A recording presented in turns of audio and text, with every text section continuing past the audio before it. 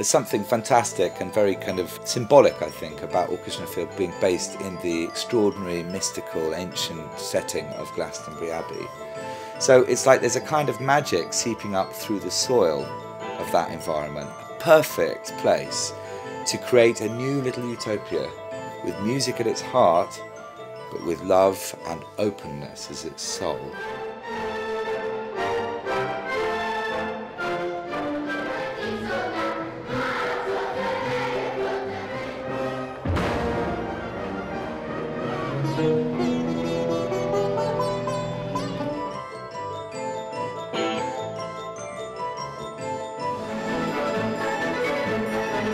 We rebirthed a project from before called the Scrap Heap Orchestra, where the entire symphony orchestra downed tools, put down their conventional instruments, and picked up bassoons made out of shower cubicle, violins made out of toilet waste pipe, and made the most beautiful and arresting sound with these very strange and unconventional instruments.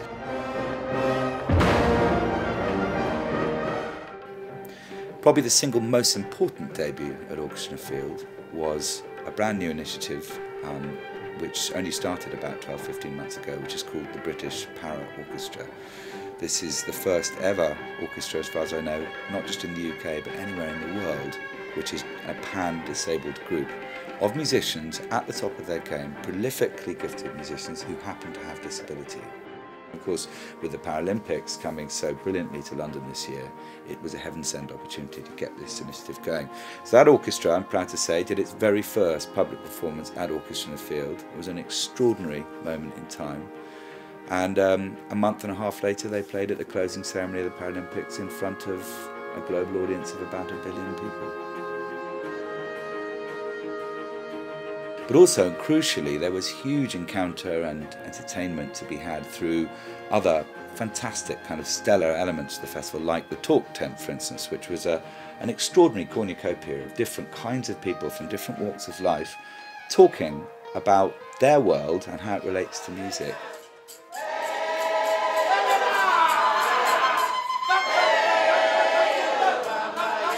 There was a fantastic orchestra which cropped up towards the end of the first day of the festival called the Post-War Orchestra.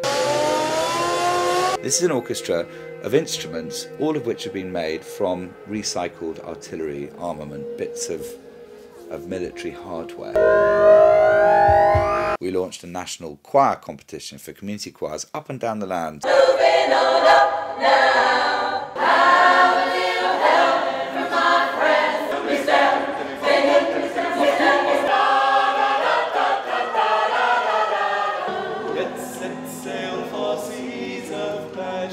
Something which is right, a kind of cornerstone principle of the festival, is that it is genuinely there for everyone, for all elements of the community, young and old. Huge children's area with everything from kind of vintage helter-skelter and all that kind of thing, through to a fantastic company called Flying Seagulls.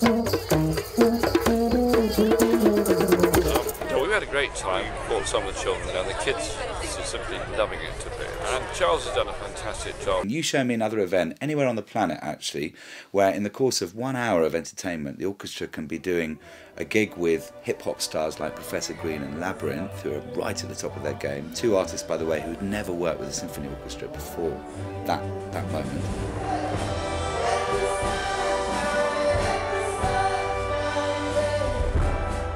That the Sunshine could easily be kind of translated into like a classical kind of rendition, so it was nice to do it and just finally do it. I've always wished to do it, so yeah, I loved it, man. And then as soon as they went off stage, the orchestra were tanking into a world-class performance of Carmen, the world's greatest and most popular opera. So that kind of gear shift between different musical worlds, I just don't think it's possible anywhere else.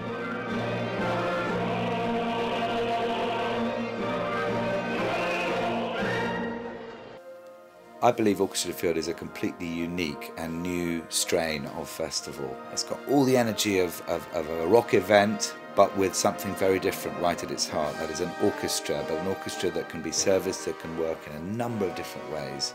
So that an Orchestra Field, and this is where it is unique, you can have stars of hip-hop, you can have members of Portishead, you can have psychedelic improvisation, all alongside, embedded within a symphony orchestra. proof positive that no one any longer should be fearful of that great organism. It's for us, it's for now.